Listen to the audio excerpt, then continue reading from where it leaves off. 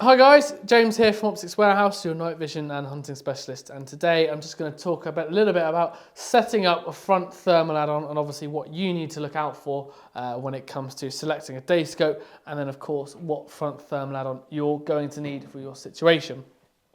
So it's a similar in style principle that it is to a rear add-on, but obviously it's a two-chain process. In this instance, you've got the day scope first, followed by the front thermal add-on, where the rear add-on, you've got the rear add-on and your day scope.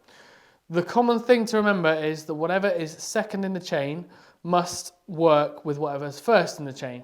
So that's why when we look at rear add-ons, you need to make sure you've got something that's not necessarily the highest optical quality, but that is also has a side focus on it so you can adjust to the image coming from a rear add-on. With a front add-on, your only sort of limitation is actually going to be the magnification of the day scope itself, because ultimately all you're doing is when you're zooming in, as you would normally on a day scope, you're zooming in onto that image that's in front of your scope. So you can't really sort of use it too much more than in a realistic situation, 6.5, 7 times mag, depending on the brand or manufacturer. One thing to also take into account is as well as obviously having a lowish base mag. I mean, this is a Delta Striker first focal plane with a 4.5 times low base mag. That's probably the highest low base mag I would go to, if I'm honest. But obviously this is, let's say you've got a nice tactical weapon scope like this on top of your rifle and you just want to use it for the occasional bit of foxing, then obviously you can use it quite well and adapt quite well to it. The next thing to take into consideration is it first focal or second focal. Generally, you can use both of them. Of course, second focal will work better than first focal because it just gives you a bit more clarity on the reticle. But the main thing to take into consideration is the objective diameter. Now, of course, this scope here is a 4.5 to 30 by 56. You don't go off the 56 measurement because, of course, that represents the internal diameter. What you need to take into account is the external diameter. Best way of measuring that is with a pair of calipers, if you do happen to have it. If not, then a ruler will suffice and it gets you in the right sort of ballpark. I mean, this is a specific 66mm. It's slightly a bit too big for this particular striker. I mean, if I was being really picky, a 65 would have been better. But as I say, just obviously for the purposes of video and getting it set up, 66 is what we had in ready to go. So I'm going to use the HIC Micro Thunder front clip-on as an example because, of course, it's one of our better selling front thermal binoculars. This is the TQ50, so that's the 640 sensor, 12 micron sub 20 millikelvin. So top of the range, all the bells and whistles with it. Of course, the only thing it doesn't have is a laser rangefinder. And what is nice about these is that it does have this really nice quick detach system. So as you can see, I can either leave the collar on the end of the scope here if I wanted to, which is what I prefer to do anyway. And then very simply, you just clip that in on the end there. And once that's clipped, you then lock it in place just like so, and away you go. There it is, all set up, lined up, bish, bash, bosh, ready to go foxing.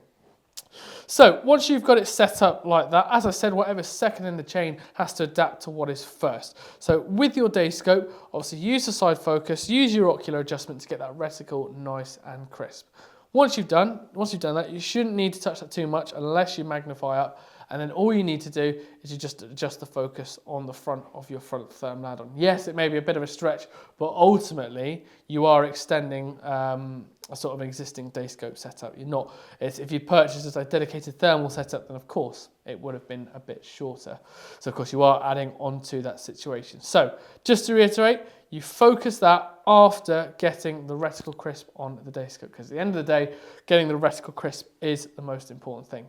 When you're done, very simply, just unclip it like that, and away you go, and back to having your day scope. That simple.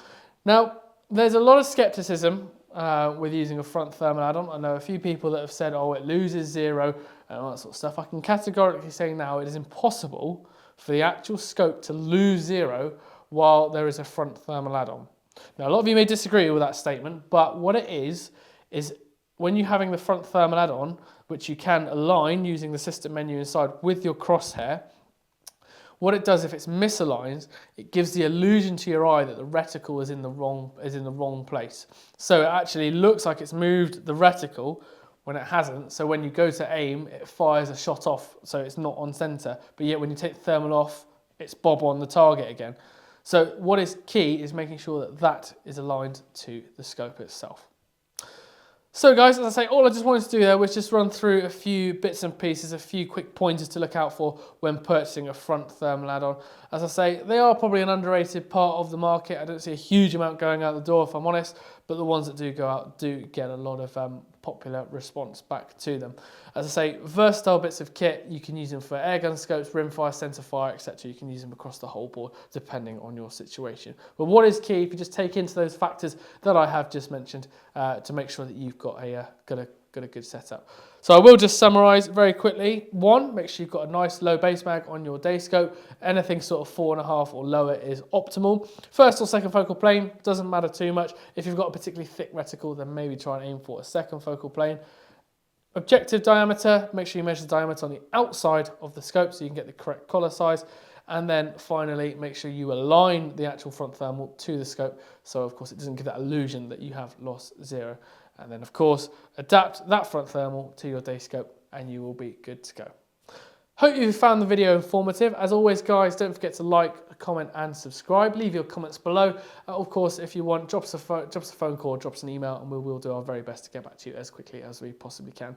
But other than that, I hope you've enjoyed the video. I've been James, your night vision hunting specialist, and this has been another video from Optics Warehouse.